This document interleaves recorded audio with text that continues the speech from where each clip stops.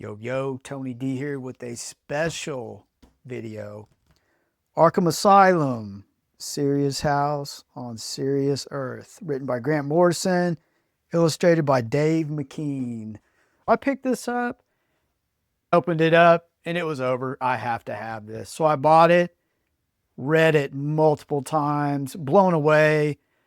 From my viewpoint, this is the best Batman graphic novel that there is. If you have a different viewpoint, let me know. If there's something better than this, I want to read it. A little research I delved into with a lot of the influence that Grant Morrison was talking about. There was a lot of The Dark Knight Returns, The Watchmen. This was the period, some people will even label it the dark age of comics, something of that nature, but there was a shift in darkness with comics content-wise. This thing has a lot of psychopathic theory, Jungian archetypes. He deconstructs the villains, and it's fantastic. So let's get into this. So the artwork, Dave McKean, just the whole photographs of things, and there's a sculpture type feel that really hooked me in. When I was younger and bought this, I didn't know anything about writing, none of that stuff. So the artwork was usually what would hook me into something. So really, in this book, another influence that he talked about was Len Wein. His entries in the Who's Who about the Arkham Asylum was an inspiration for some of this. Grant Morrison talked about how he liked how it was described in those books. And this is an origin of Arkham Asylum. And it's a ride, I tell you. I wonder how long it took to do that. That's what I'm talking about, the photographs blended in. The artwork at the time was unique, psychologically driven, horror-oriented, and totally matched the tone of what you're reading. And it's really cool how they have an Alice in Wonderland quote. I won't read that to you. We'll get into this thing. So part of the origin of Arkham Asylum is Amadeus Arkham, who lived in this house before it became an asylum. And his mother has mental illness, and it's really bad. He's bringing her food, and she's already eaten. And this is what I'm talking about, the horror-oriented artwork. And one thing I noticed here, does that not look like the silhouette of Batman? And the reason why I'm bringing that up is this story ties into the Batman being a mystical evil force. So as we learn more about this child's history, Amadeus Arkham as a child, he's really learning that his mother believes that there is a bat, an evil spirit that resembles a bat, that is causing what's going on with her. So it is April 1st, and we'll get to why that's important later. It's more than just April Fools, but there is a riot in Arkham Asylum, and they bring in our guy, Batman. Just look at this sketch. I love how they go to the real sketchy quality. And I always love when they draw the real curly type stuff on Batman and his cape. Really, it gives it a real old feel, and he even does the long ears. But so they're demanding to talk to the Batman, and who's leading the riot? It's our boy the Joker. So he has two hostages, Dr. Cavendish. It's a lady, and that becomes important as we go. So Batman's just trying to figure out what's going on. He's trying to figure out what the Joker wants. And you see this, I almost say the word, you can hear it. That's how impactful this book was on me. I could hear that. And he keeps doing that as he's talking about his hostages. And he's talking about how it's a pencil and he sharpened it. And if he doesn't do what he wants Batman to do, he's going to take out an eyeball. So it's really emotional how that's all set up. And you can see the state of Batman's emotion, his emotions, very powerful. And he's going in. And they do the typical Jim Gordon Batman talk. He's talking about how he questions the rationality of some of his actions. Batman's always had that inner turmoil, the whole, does being Batman create the madness? Did Batman actually cause this asylum to be what it is in the modern day? That's a big theme in here. So you go back to 1920, Amadeus Arkham. He buries his mother. She passed from her sickness. And what's going on here is he actually thinks that he sees this bat that his mom was talking about. So Amadeus Arkham believes that it wasn't a sickness, that there is an evil spirit connected to Arkham Asylum that tortured his mother, and he needs to stop it somehow. And they arrest this guy, Mad Dog Hawkins, right here. This is what makes April 1st important in the book, because he kills his Amadeus Arkham's daughter and wife. So this is when Amadeus has to go on a mission to stop this evil. I really love this clock and the panel work. It's brilliant. You wouldn't even need to read this. Grant Morrison does craft an excellent story, but I remember just looking at the art being in awe. It really sets a tone and tells a story on its own. It's more of why he has to do what he does. And they go into more history. Yeah, and he thinks he sees this. This is when things get heated up back in modern day. Batman is making his way. How good is that? And right here, boom, your face. And the deconstruction of the villains that Grant Morrison does it's genius. It really matches that time. And I'll show you when we get to it some examples of what I was talking about. So he pretty sets up a hide and seek type thing with Batman. And it's so good, the artwork. I'm talking, then I see something, and it's just, I'm in awe.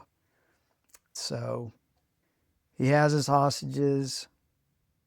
And yeah, he was telling Batman that he was going to take her eye out, and he's April Fool. And I love the lettering here. So the Joker pretty much, he just sets up he's got to make it through the asylum. And he lets him in, and it's just, there's a lot of insane stuff going on. Let the Feast of Fools begin. So I believe this is Cavendish, one of his. Cavendish is important. And Ruth Adams, the other doctor that he has, these two hostages, it's important here. So they start talking about Two-Face, and this is a deconstruction, one of them I'm talking about, where instead of him having a coin, they started experimenting with dice, tarot cards, things that gave him multiple choices to try to break him of the yes, no choice. They're trying to get him to think on his own. So they're doing different things with him. And he's, what's going on here? So that therapy isn't quite working out, but they go in depth on the theory of it. And this is important too for later on. She's pretty clever. And they go into more of that. And they talk about the Joker. The Joker lets them talk about it, but he has what they call a super sanity, where every day he reinvents himself to suit his circumstances. That's another deconstruction of the sicknesses they really have. So she's describing that. Yeah, he creates himself every day. And so the Joker starts messing with Batman, and he's showing him Rorschach blot. He's like, what do you see? And that is just awesome. This is almost, I think I've seen that in a movie or two. It's been used. And then he tells Joker he sees nothing, and the Joker messes with him some more. More of that going on. That's really typical Joker, Batman, adversary stuff. And there's more, you're delving more into Amadeus Arkham's sickness of how he believes that there is an evil spirit and he needs to bind it and destroy it. So this, now we're getting into Batman's psychological problems. The lady therapist is doing a word association. You say a word and another one, and this is really good stuff. She says handle, he says revolver.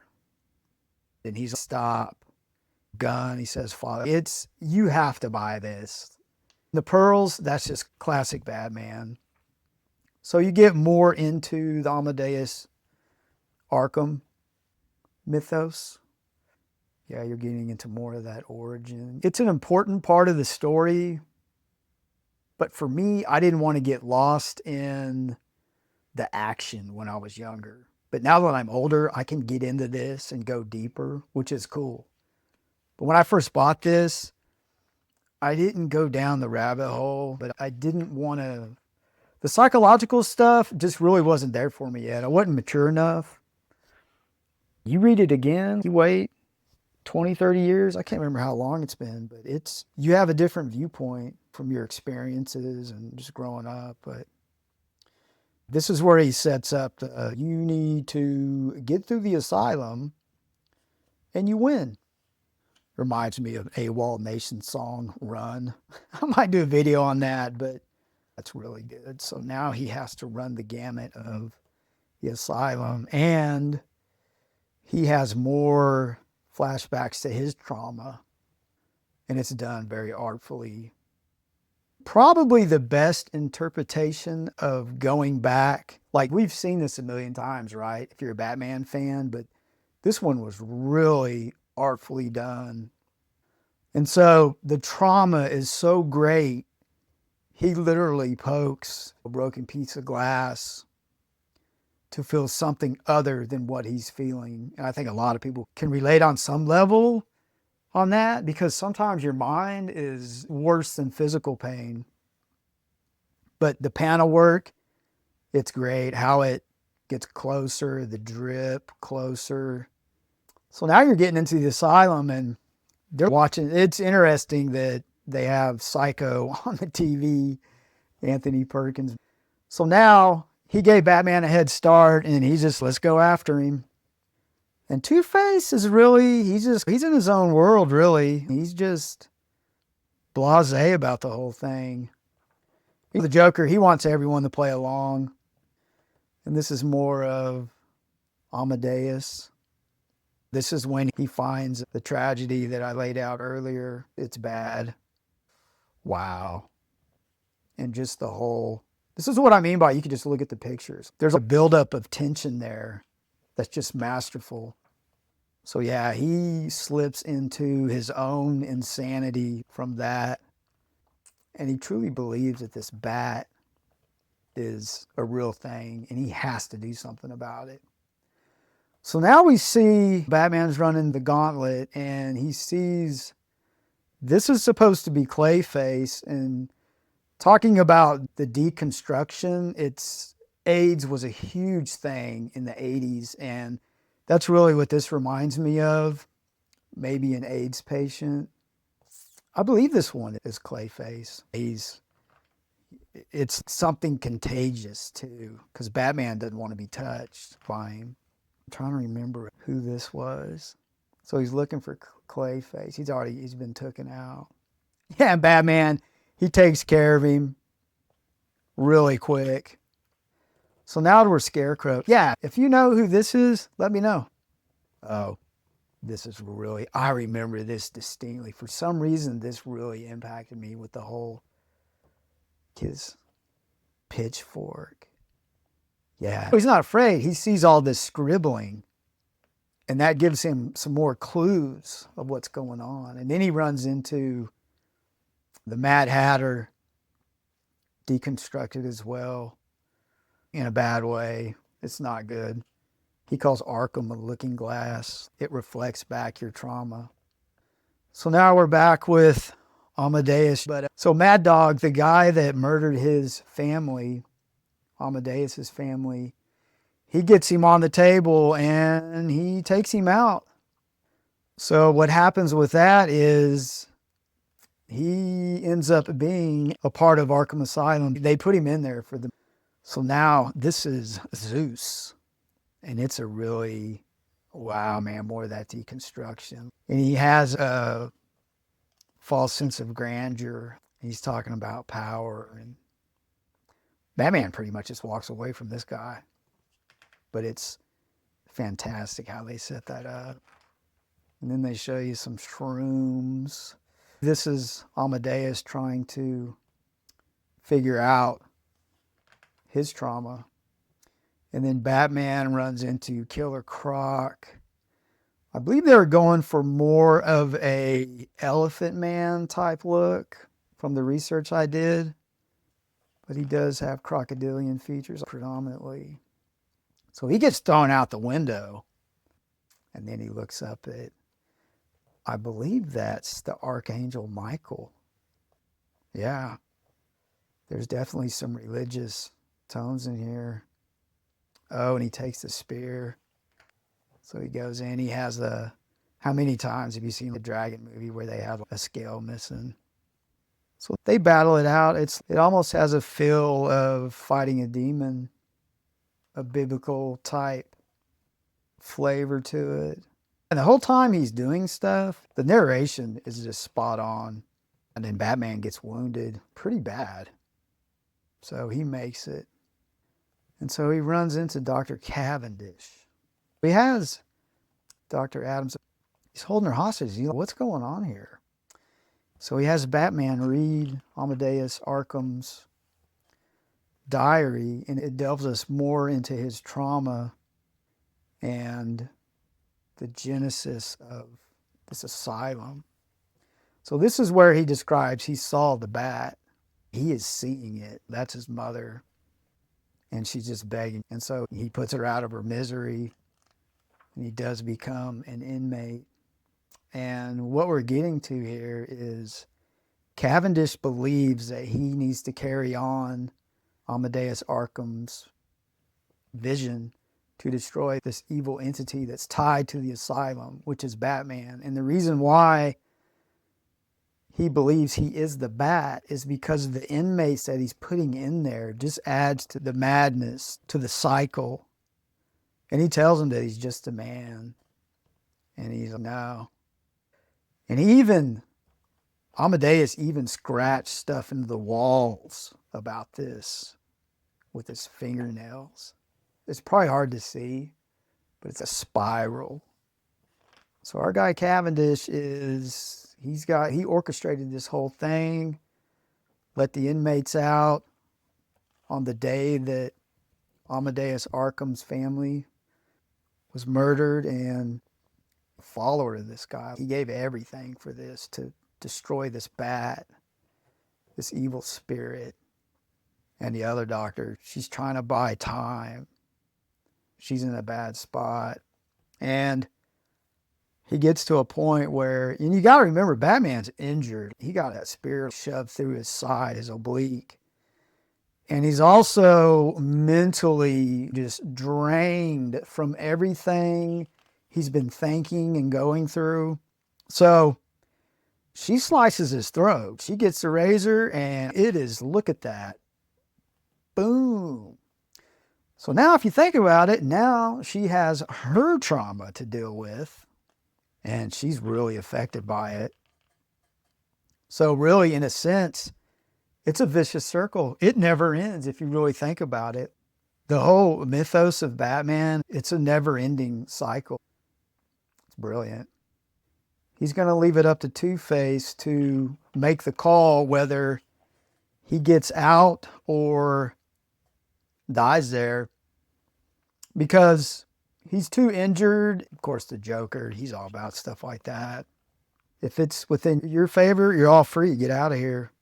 If not, you have to go back to your cells and behave. So Harvey's looking at it. He's going to do it. If the unmarked face comes up, he goes free. If the scarred face, he dies here. And they agree to it. Wow, this feels like a call to the Dark Knight Returns there, but he flips it and he calls it. He goes free. So easy as that, they just do what they were told. What an ending here. And so I'll never forget this sketch of Two-Face and actually the scarred face come up and he lied, essentially. So he actually made his own mind up. He doesn't need the cards. That's interesting how they did that. One little piece of this world was Two-Face made a decision. So if you really think about it, that gives you a little bit of hope that you can be rehabilitated. But I highly recommend, if you have a comic book, a family member, perfect Christmas gift, anything like that. The latest issues, I believe, have a lot of notes from the artist and the writer on the influence and some of the things they did. I just can't say enough about this book. Love it. And outro, get it.